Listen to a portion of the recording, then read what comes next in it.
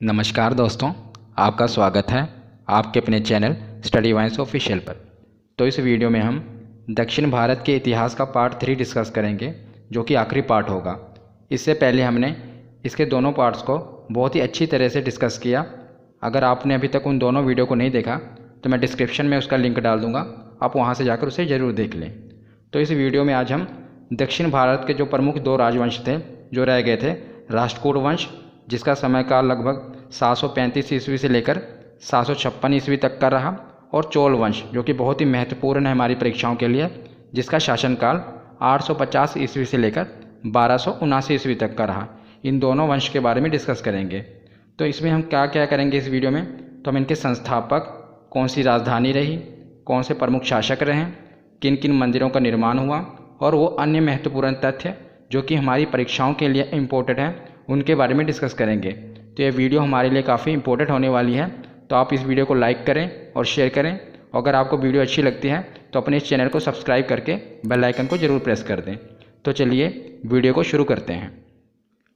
तो वीडियो के शुरू करने से पहले मैं कुछ बातें बता देता हूँ, ताकि जो वीडियो को पहली बार भी देख रहे हैं उन्हें भी आगे वीडियो समझ आए। तो जो दक्षिण भारत का इतिहास था, इसे हमने 2 भागों में विभाजित किया था। पहला भाग संगम काल और दूसरा दक्षिण भारत के राजवंश। तो जो संगम काल था इसे हमने पहले पार्ट में कवर कर लिया है, जिसमें हमने चेर, चोल और पांड्य राज्यों को कवर किया था। और जो इसका दूसरा भाग था दक्षिण भारत के राजवंश, इसमें से हमने पल्लव वंश और चालुक्य वंश को कवर कर लिया। तो बचे थे 2, राष्ट्रकूट वंश और चोल वंश। इन्हें हम आज कवर करेंगे। और साथ ही में आपको मैं कुछ कन्फ्यूज़न दूर कर देता हूँ। तो जो आप ये देख रहे हैं कि जो संगम काल था इसमें भी चोल वंश था, और जो ये भारत के दक्षिण भारत के राजवंश हैं इसमें भी चोल काल है। तो मैं आपको बताता हूँ कि जो तीसरी शताब्दी भी थी उसमें जो था संगम काल के समय में चोल वंश के राजाओं का पतन हो गया था, और बाद में 9वीं शताब्दी में चोल वंश के राजाओं का फिर से उदय हुआ था। इसलिए हमने इसे संगम काल में भी डिस्कस किया और अब दक्षिण भारत के राजवंश में भी डिस्कस कर रहे हैं, ताकि आपको कोई कन्फ्यूज़न ना हो, इसीलिए मैंने आपको पहले ही बता दिया। तो चलिए अब वीडियो को शुरू करते हैं, और आज हम समझते हैं इस वीडियो में राष्ट्रकूट वंश और चोल वंश के बारे में। तो चलिए अब हम राष्ट्रकूट वंश को अच्छी तरह से समझ लेते हैं। तो जो आप ये मैप में ग्रीन कलर का एरिया देख रहे हैं, यहीं पर राष्ट्रकूट वंश के शासकों ने शासन किया था। तो राष्ट्रकूट वंश के संस्थापक कौन थे, तो बहुत ही महत्वपूर्ण है दंतेदुर्ग। दंतेदुर्ग राष्ट्रकूट वंश के संस्थापक थे, और इनकी राजधानी कौन सी थी, तो मान्यखेत इनकी राजधानी थी। अब हम इनके कुछ प्रमुख शासकों के बारे में पढ़ लेते हैं। जैसे कि पहली वीडियो में से भी मैंने आपको ये बताया था कि जो इतिहास है इसमें सब कुछ नहीं पढ़ना होता, जो कि पूछा जाता है हम उसी के बारे में पढ़ेंगे। तो इनमें कुछ प्रमुख शासक थे जिनके बारे में एग्ज़ाम में पूछा जाता है, मैं उन्हीं के बारे में और वही चीज़ें आपको बताऊंगा जो कि एग्ज़ाम में आती हैं। हमें ज़्यादा कुछ पढ़ने की ज़रूरत नहीं है, बस हम कुछ महत्वपूर्ण चीज़ें ही पढ़ेंगे जो कि एग्ज़ाम में पूछी जाती है। तो राष्ट्रकूट वंश के जो प्रमुख शासक थे उनके बारे में आपको बताता हूँ। तो पहले कृष्ण प्रथम, फिर ध्रुव प्रथम, गोविंद तृतीय, आमोद वर्ष और कृष्ण तृतीय, इन 5 के बारे में हम पढ़ेंगे और इन्हीं से प्रश्न बनते हैं। तो शुरुआत करते हैं हम कृष्ण प्रथम से। तो दंतेदुर्ग के बाद अगला शासक बना कृष्ण प्रथम। तो राष्ट्रकूट वंश का संस्थापक कौन था, दंतेदुर्ग, और इसके बाद अगला शासक कौन बना, कृष्ण प्रथम। तो एलोरा के प्रसिद्ध कैलाश मंदिर का निर्माण कृष्ण प्रथम ने ही करवाया था। बहुत ही प्रमुख मंदिर है जो ये आप इमेज में देख रहे हैं, ये एलोरा का प्रसिद्ध कैलाश मंदिर है, जिसका निर्माण किसने कराया था, कृष्ण प्रथम ने करवाया था। इसकी विशेषता ये है कि इसे एक ही चट्टान से काटकर बनाया गया था, यानी एक ही चट्टान से इस पूरे मंदिर को तराशा गया था। यूनेस्को ने इसे विश्व धरोहर में भी शामिल किया है, इसीलिए हमारे लिए ये इम्पोर्टेंट है। और एसएससी में इससे क्वेश्चन बनना भी है कि कैलाश मंदिर का निर्माण किसने करवाया था, तो कृष्ण प्रथम ने करवाया था। तो इसके बाद हम आगे देखते हैं ध्रुव के बारे में, ध्रुव प्रथम। तो ध्रुव प्रथम से ज़्यादा कुछ बनता नहीं है, बस आप इतना ही याद रखिएगा कि ध्रुव को ही धारावर्ष के नाम से जाना जाता है। ध्रुव को ही धारावर्ष के नाम से जाना जाता है। तो ध्रुव के बाद हम पढ़ते हैं गोविंद तृतीय के बारे में। तो जो गोविंद तृतीय था ये बहुत ही प्रतापी शासक था। इसने पल्लव, पांड्य और गंग शासकों को पराजित किया था। इससे पहले हमने पार्ट्स में पढ़ा था ना पल्लव शासक और पांड्य शासकों के बारे में। तो इसने पल्लव, पांड्य और गंग शासकों को पराजित कर दिया था। मतलब राष्ट्रकूट वंश का ये बहुत ही प्रतापी शासक था। तो गोविंद तृतीय के बाद उसका पुत्र अमोध वर्ष ये अगला शासक बना राष्ट्रकूट वंश का। और जो अमोध वर्ष था यह याद रखिएगा जैन धर्म का अनुयायी था, और इसने कन्नड़ भाषा में कवि राजमार्ग की रचना की थी। बहुत ही महत्वपूर्ण है, इसे याद रखिएगा कि अमोध वर्ष ने ही कवि राजमार्ग की रचना की थी। तो अमोध वर्ष के बाद इस वंश का अंतिम शासक कौन बना? कृष्ण तृतीय। इस वंश का अंतिम और महान शासक बना कृष्ण तृतीय। इसी के दरबार में कन्नड़ भाषा के प्रमुख कवि पोनन रहा करते थे। बहुत ही महत्वपूर्ण है, याद रखिएगा। पोनन कृष्ण तृतीय के ही दरबार में रहा करते थे और पोनन ने ही शांति पुराण की रचना की थी। ये भी बहुत महत्वपूर्ण है, इसे भी याद रखिएगा।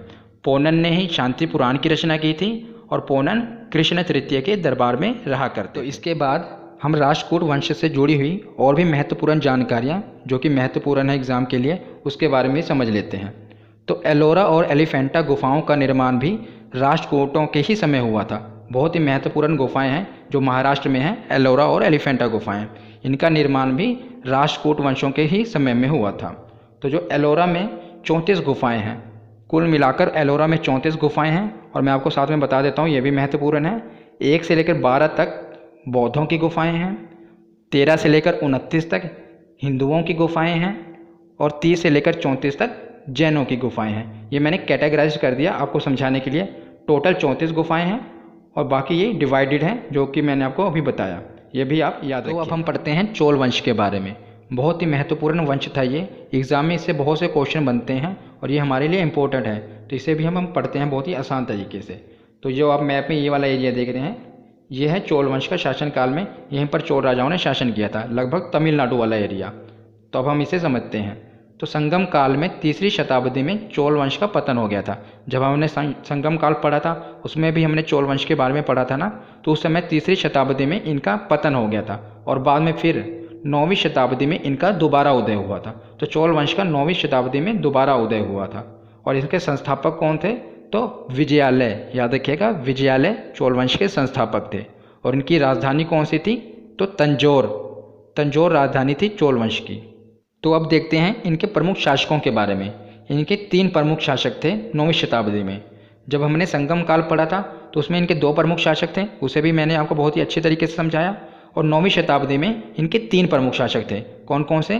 प्रांतक प्रथम, राजराज प्रथम और राजेंद्र प्रथम। इन्हीं के इर्द गिर्द से एग्जामिनर क्वेश्चन पूछता है और हम बहुत ही अच्छे तरीके से अब इनके बारे में पढ़ते हैं।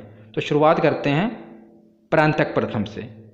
इसके शासनकाल में राष्ट्रकूट शासक कृष्ण तृतीय ने आक्रमण कर दिया था। अभी हमने पढ़ा ना राष्ट्रकूट शासकों के बारे में। तो जो राष्ट्रकूट शासक कृष्ण तृतीय था उसने प्रांतक प्रथम के शासनकाल में उस पर आक्रमण कर दिया था। और इतिहास में इस युद्ध को तकोल्लम का युद्ध कहा गया है। बहुत ही महत्वपूर्ण है, कई बार परीक्षाओं में पूछा गया है। तकोल्लम का युद्ध प्रांतक प्रथम और कृष्ण तृतीय के बीच में हुआ था और इसे इतिहास में तकोल्लम का युद्ध कहा गया था। और इसमें चोलों की बुरी तरह से हार हुई थी। तो याद रखिएगा, इसमें चोलों की बुरी तरह से हार हुई थी।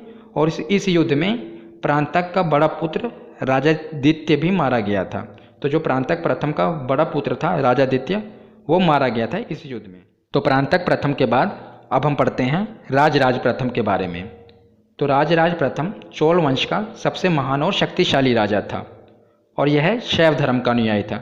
मैंने आपको बताया था ना, शैव धर्म का अनुयायी कौन होता है? जो भगवान शंकर को अपना आराध्य देवता मानता है। और वैष्णव धर्म का अनुयायी कौन होता है? जो भगवान विष्णु को अपना आराध्य देवता मानता है। तो राजराज प्रथम यह शैव धर्म का अनुयायी था और इसने श्रीलंका पर आक्रमण करके उसके उत्तरी हिस्से पर विजय प्राप्त की थी। तो राजराज प्रथम ने श्रीलंका पर आक्रमण कर दिया था, जो उसका उत्तरी हिस्सा था उस पर अपना अधिकार जमा लिया था।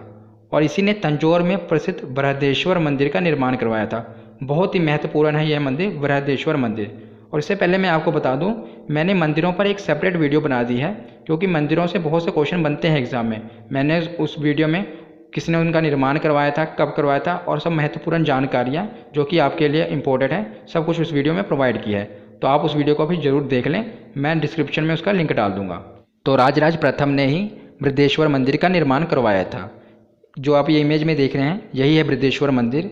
और इस मंदिर की खासियत ये है कि पूरे विश्व में इकलौता ऐसा मंदिर है जो कि पूरी तरह से ग्रेफाइट से बना है और पूरे विश्व में ऐसा कोई मंदिर नहीं है जो कि ग्रेफाइट से बना हो। इसीलिए यूनेस्को ने इसे विश्व धरोहर में भी शामिल किया है। तो आप इसे याद रखिएगा। और इसके बाद राजेंद्र प्रथम चोलों का अगला शासक बना। तो अब हम पढ़ते हैं राजेंद्र प्रथम के बारे में। तो चोल धर्म का सर्वाधिक विस्तार राजेंद्र प्रथम के ही समय हुआ था। मतलब जो चोल धर्म की बाउंड्री थी उसका जो सर्वाधिक विस्तार हुआ था वो राजेंद्र प्रथम के समय हुआ था। राजेंद्र प्रथम ने ही संपूर्ण लंका को जीतकर अपने राज्य में मिला लिया था। तो याद रखिएगा, अभी हमने राजा प्रथम के बारे में पढ़ा था, तो उसने लंका का उत्तरी हिस्सा पर जीता था, मतलब लंका के उत्तरी हिस्से पर कब्जा किया था। पर राजेंद्र प्रथम ने पूरी लंका को ही जीत लिया था और उस पर अपना आधिपत्य यानी अपना कब्जा जमा लिया। और इसने गंगैकोंड चोलपुरम को चोलों की नई राजधानी बनाई। इससे पहले चोलों की राजधानी कौन सी थी? तो तंजौर थी, पर इसने बाद में नई राजधानी कौन सी बना दी? गंगैकोंड चोलपुरम। ये पूछा गया क्वेश्चन, इसे आप याद रखिएगा। और चोल वंश का अंतिम शासक कौन सा था?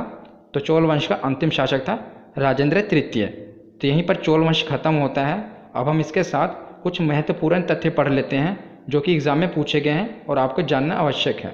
तो चोल वंश में भगवान विष्णु के उपासक अलवार कहलाते थे। तो जो भगवान विष्णु के उपासक थे वो अलवार कहलाते थे। और चोल वंश में जो भगवान शंकर के उपासक थे वो नयनार कहलाते थे। विष्णु के उपासक अलवार और शिव के उपासक नयनार। और चोल काल में सोने के सिक्के को कांशु कहा जाता था। याद रखिएगा, ये पूछा गया क्वेश्चन है। सोने के सिक्के को क्या कहा जाता है चोल काल में? कांशु कहा जाता था। और चोल धर्म के अधिकतम शासक थे जो वो शैव धर्म के अनुयायी थे, यानी भगवान शंकर को अपना आराध्य देवता मानते थे। इसीलिए उन्होंने बहुत से शिव मंदिरों का निर्माण करवाया था। चोल वंश में राजा अपना उत्तराधिकारी अपने शासनकाल में ही घोषित कर देता था। मतलब चोल वंश के राजाओं में ये था कि वो अपने मरने से पहले अपने शासनकाल में ही ये बता देते थे कि मेरे बाद इस राजगद्दी पर कौन बैठेगा, यानी मेरा उत्तराधिकारी कौन होगा। ये थी कुछ महत्वपूर्ण जानकारियाँ। अगर आपको मेरी मेहनत पसंद आई हो तो आप इस वीडियो को लाइक करें और शेयर करें और अपने इस चैनल को सब्सक्राइब करके बेल आइकन को ज़रूर प्रेस कर दें। धन्यवाद।